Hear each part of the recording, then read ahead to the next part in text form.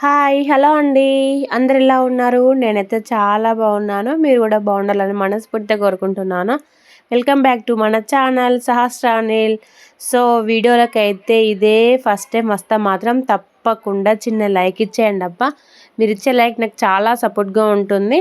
And మన channel కనుక first time చూస్తే మాత్రం సబ్స్క్రైబ్ చేసేసుకోండి.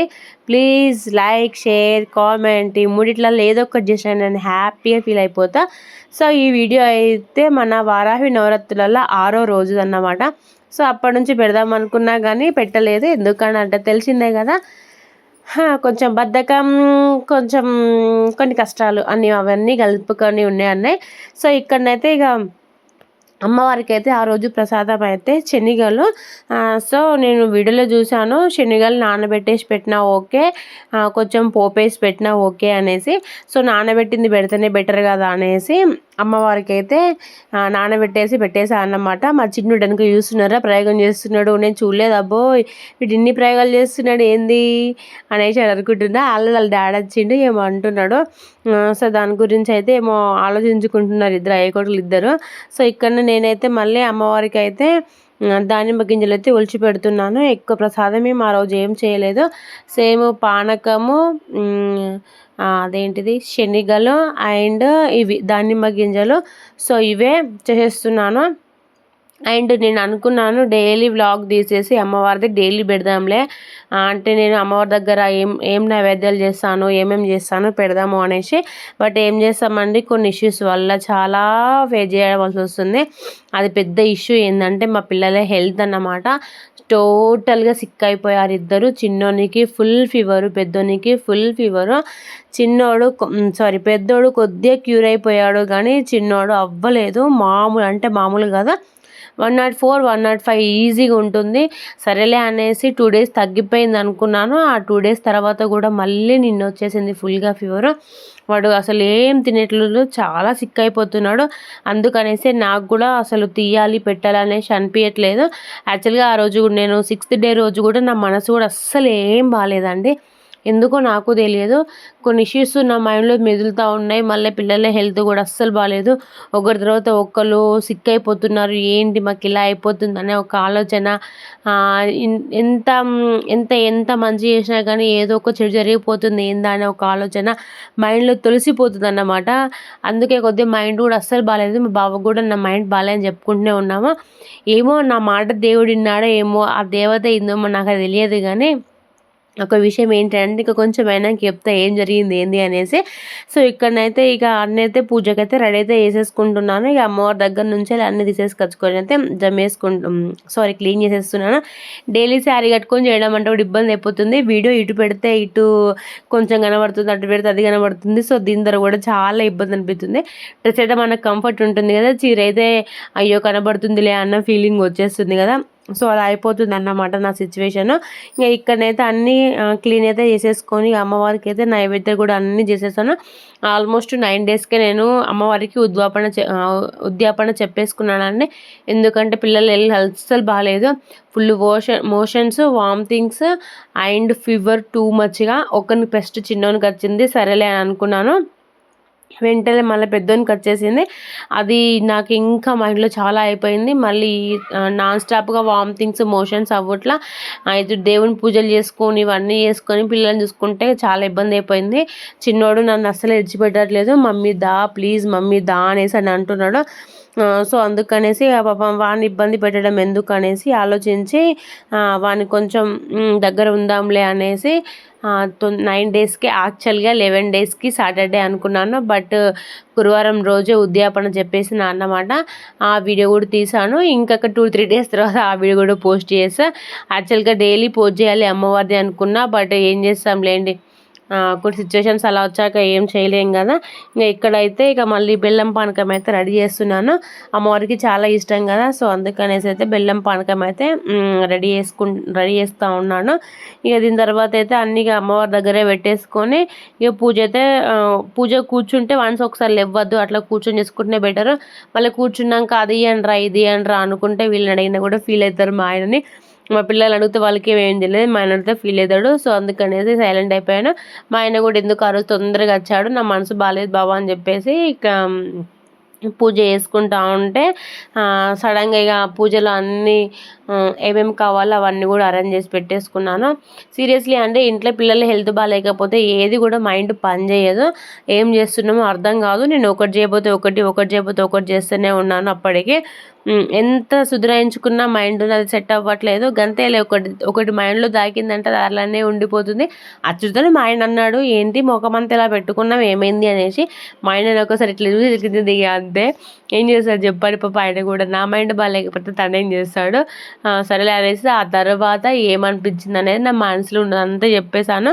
సో చెప్పేసుకుంటే కొంచెం కూల్ అవుతాం కదా, అలా కూల్ డౌన్ అయితే అయిపోయాను. ఇక్కడనైతే ఇక అన్నైతే అరేంజ్ అయితే చేసేసుకుంటున్నాను. ఇంట్లో మన లైటింగ్ చాలా తక్కువ కదండి, సో అదొక మైనస్కి. మనకి ఎంత క్లియర్గా తీసినా కానీ వీడియో క్లియర్గా రావట్లేదు. ఇంకొకటి ఏంటంటే సింకు కాడనే దేవుని రూమ్ అని అంటే ఇటు సైడ్ అట్లా పెట్టుకుంటారండి. సింక్ దగ్గరనే చిన్న స్పేస్, ఎంతైనా కిరాయిలు ఎలా ఉంటుంది చెప్పండి.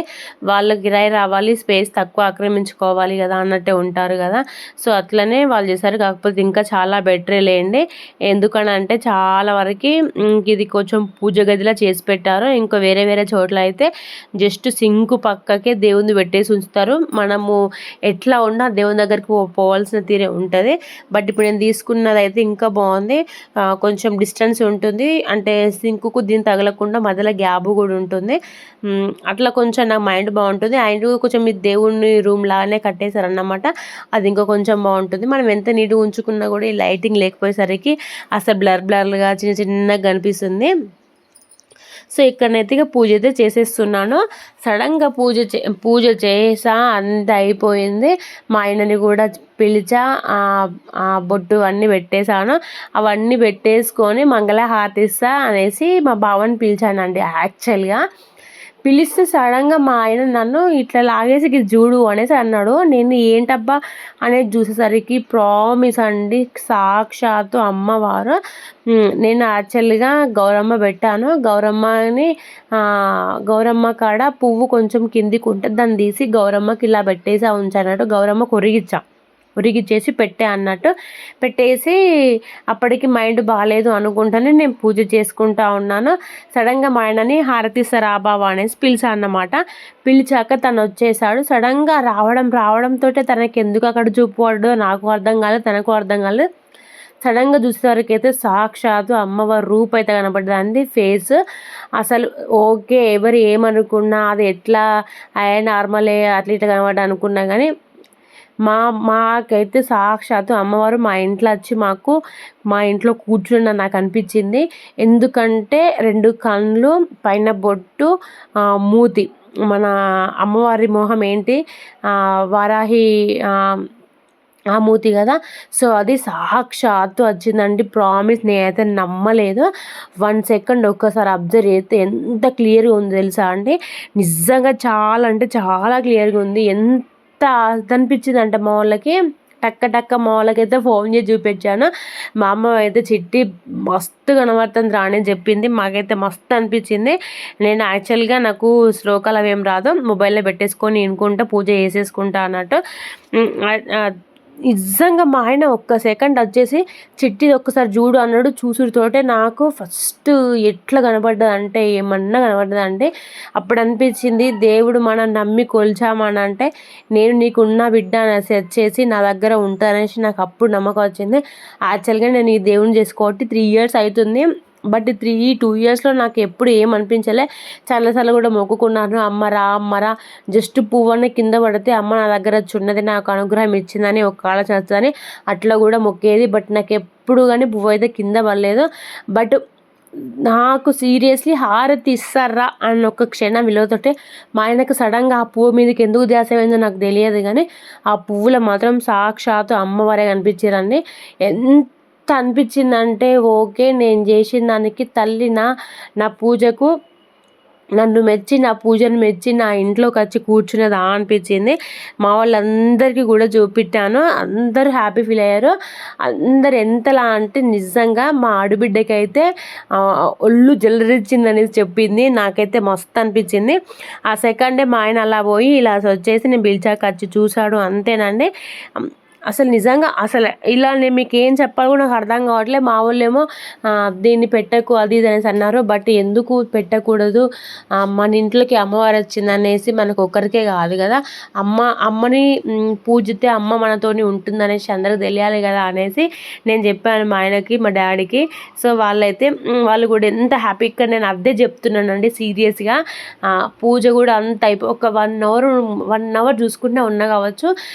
అప్పటి నుంచి వెళ్ళి మళ్ళీ 6th day నడితే 6th 7th 8th 9th ఈ డేస్ కూడా ప్రతిరోజు కనపడ్డది అమ్మవారు. ఆ రూపం అలా నచ్చి ఆ పువ్వులో అలానే ఉండిపోయింది.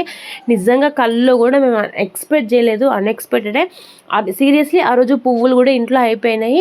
3 or 4 ఉంటే అలా పెట్టేసి అంతే. పువ్వులు తెప్పి బావని చెప్పాను, ఈ నైట్ వరకు తెప్పిస్తా అని చెప్పాడు. బట్ ఆ పువ్వులు ఉన్న ఒక్క పువ్వు అంటే ముందు రోజు పువ్వే తీయాలనిపించలేదు నాకు. సరే ఉండని అనేసి ఉంచి ఆ పువ్వుల్ని అమ్మవారు సాక్షాత్తు కనిపించిందండి. ఎంత హ్యాపీ అనిపించింది అంటే లైఫ్లో ఒక అదృష్టం కలిగింది అని అంటే, నేను ఒక దేవతను గొలుసుకుంటే ఆ దేవత నాకు అనుగ్రహం ఇచ్చింది అని అంటే అది సాక్షాత్ వారాహిదేవి అమ్మవారే. నేను లైఫ్లో అమ్మవారిని మర్చిపోను. చూడండి ఇందులో ఎంత బాగా కనబడుతుందంటే, మీకు ముందు 2 దీపాల మధ్యలో పువ్వు ఉంది కదా, ఆ పువ్వులో క్లియర్గా చూడండి.